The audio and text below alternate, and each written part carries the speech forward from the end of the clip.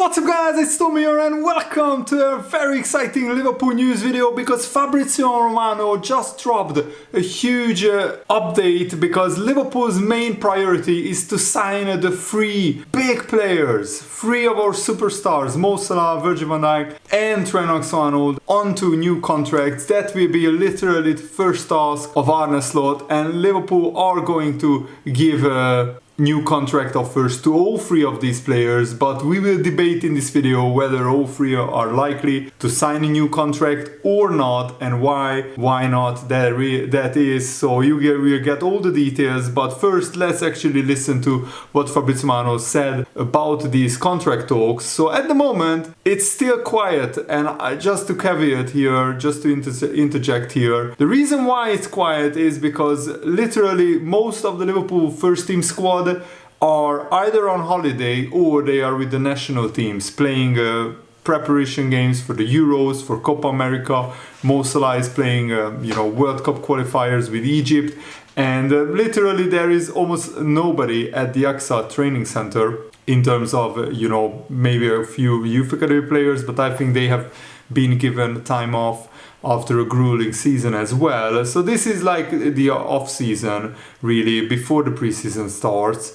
So that's why it's quiet. But Fabrizio Romano reveals that this week, with Arne Slot coming in at Liverpool and starting all the meetings with the Liverpool directors, they will start the real strategy and they will prepare for the summer transfer window and the contract situations to be clarified. At the moment, all these players that are out of contract next summer, so Trent, Salah and Van Dijk, they are waiting to start conversations with Liverpool. I think it will be this week that they start having contact with the club to clarify their contract situation. At the moment it's really quiet. These players are not forcing to leave the club so far. Liverpool are waiting to have direct contact with, of course, these players. And you can understand why. Arne Slot hasn't even given his official interview yet. I think it's better to just ease him in and he gets to know some of the people working behind the scenes at Liverpool FC, and with no players really at the AXA training center, Arne Slot can work on the management side, he can work on transfers, and there will be a time and a place where they sit down for these contract talks. So Mo Salah is playing World Cup qualifiers this month, and Trent and Van Dijk will feature heavily for Netherlands and England. They are likely to go far in the Euros. I don't want to make a prediction. I will probably predict Euros later on this week, but we are expecting Van Dijk to sign a new contract. That's what the Empire of the Cup website is saying, because he is clearly in love with the club and he continues to perform at the highest standard in the backline. The real concern, of course, is Trent Alexander-Arnold because he's getting heavy interest from Real Madrid. So Arne Slot will really need to convince Trent Alexander-Arnold that he can win trophies and titles at Liverpool. But so far, Trent hasn't signaled any intention that he wants to move away from Liverpool. But I think Liverpool need to give Trent a very, very big contract offer. He needs to be one of the highest earners at the club because he's a superstar, he's a world-class player. And I don't necessarily think he's the best defender, but going forward he's brilliant. So maybe playing in midfield under Arne Slot, he could rejuvenate Trent Alexander-Arnold even more. I think Liverpool made the mistake not tying these players down to new contracts earlier, because before Jurgen Klopp made his announcement that he's leaving Liverpool, I think Salah, Trent and Virgil van Dijk would have signed new contracts pretty comfortably. And then we wouldn't be in this situation. The new manager having this problem, trying to convince Trent, Van Dijk and Salah that their futures should be at Liverpool, is not an enviable task. It's a very, very difficult job. And now Liverpool are in a situation where they probably have to offer an absolutely huge contract to Trent Alexander-Arnold to keep him in Liverpool for the future, and probably rightfully so, because he's one of the best players in the world. Virgil van Dijk, when he heard that Arne Slot is going to be Liverpool's next manager, he said, "I think there is nothing for me to discuss because there is no news.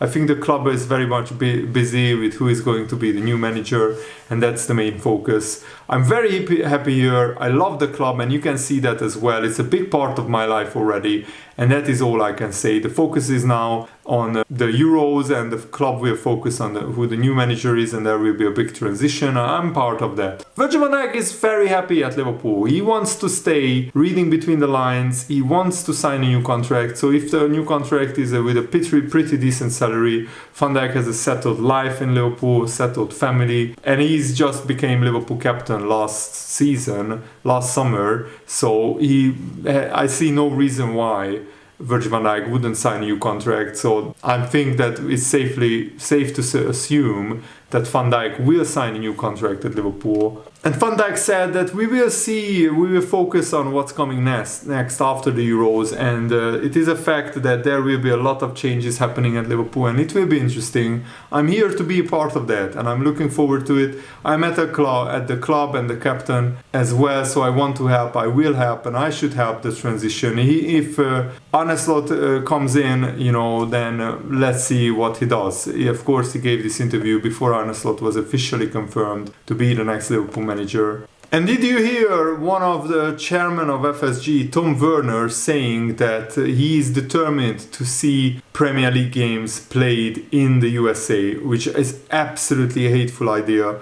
I will never support this, that league games played abroad in another country. And Tom Werner is alone in this right now. FSG main owner, principal owner John W. Henry has distanced himself from these comments. Tom Werner told The Athletic he would love to see Premier League games in the United States, and he will continue to push for it to happen. He said, "I'm determined one day to have a Premier League game played in New York City. I even have the sort of crazy idea that there would be a day where we play one game in Tokyo, one game a few hours later in Los Angeles, one game a few hours later in Rio, one game in Riyadh, make it sort of a day where football, the Premier League, is celebrated." There are already days where football and the Premier League is celebrated. It's literally Saturday and Sunday. Every Saturday and Sunday during the season, the Premier League is celebrated all over the world, and it is broadcast all over the world. If it's not broken, why change it? The American culture is like this. In America, you can take a franchise, not a club, but a franchise they call it, and you can literally relocate it to a completely different city, rebrand it. As long as you are the owner, you can do whatever you want. But European football is about tradition. It's about promotion and relegation. You don't have that in the USA, in the NBA, NFL, MLS, the Football League. But thankfully, John W. Henry has distanced himself from this crazy idea, and he says that he is not supporting this. And the Spirit of Shankly gave a really, really important update. They said anyone determined to play competitive Liverpool Premier League matches abroad should remember that we as fans are determined that they don't. So the Spirit of Shankly, one of the biggest supporters groups at Liverpool FC, are determined that Premier League matches will never be played abroad. There's a lot of things that need to change in football. Ticket prices, an independent regulator is needed to come in, financial fairness and more. But where the Premier League games are played, that literally doesn't have to change, because the game belongs to the fans. And John W. Henry responded to Tom Werner's comments, saying that Tom Werner's plans are not something that I advocate or am particularly interested in. So John W. Henry is saying that he is not supporting this idea. This is coming from Tom Werner himself, and it's really, really important that the principal owner of Liverpool and FSG have said that.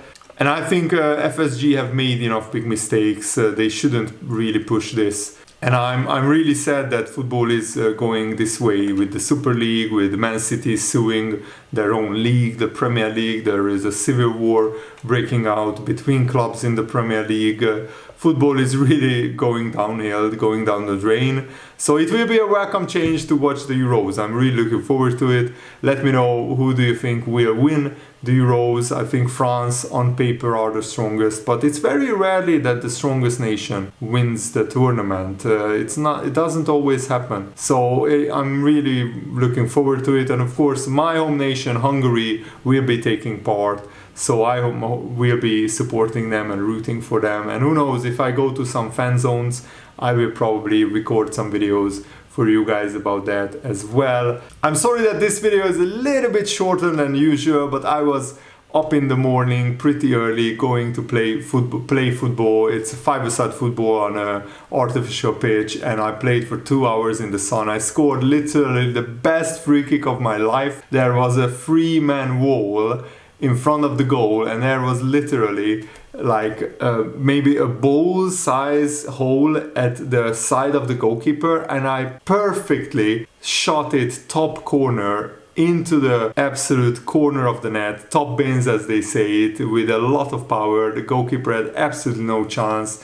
Everybody was applauding and congratulating me on that goal. It literally felt the best feeling in the world to score an absolute banger of a free kick. It's a shame that there was nobody recording this, because I would have loved to watch that back, and I would have even showed that to you guys. Anyway, I just wanted to share that little personal story, and I'm a little bit tired after playing football for 2 hours. This was my 5th training session of the week, my 3rd time playing football after playing Wednesday, Thursday and Sunday. So it was a great week about playing football, and I'm really looking forward to next week already as well. The weather is perfect for that, and I'm really looking forward to the Euros as well. Thanks for watching, guys. Hope you enjoyed this. Have a nice day. See you later. Goodbye.